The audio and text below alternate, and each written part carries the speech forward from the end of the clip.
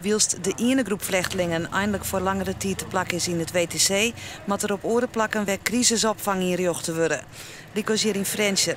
Takom wieken worden er om 160 vluchtelingen verwachten. De mensen komen uit de gemeente Twenterand. En voor Gwon van Harden is het alweer de vierde als vijfde sporthal. Een taak voor de gemeente Frensje tradiel dus om de sporthal in alle gevallen wat gezelliger te maken. We delen de hal op in 3 gedeelten. Nou, je kan zien, er hangen scheidingswanden en die gaan naar beneden, althans voor het grootste gedeelte. En we maken drie zaalvloeren, zaaldelen.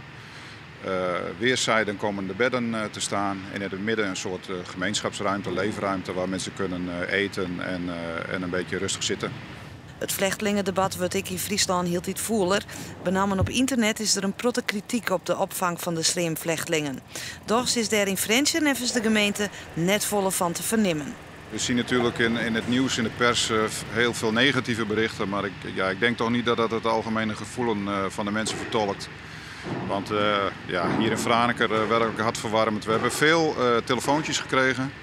Maar dat waren allemaal telefoontjes met mensen die zich wilden aanmelden om te helpen. Vrijwilligers, speelgoed is er al aangeboden, kleding, noem maar op. Dus ja, zo hoort het eigenlijk.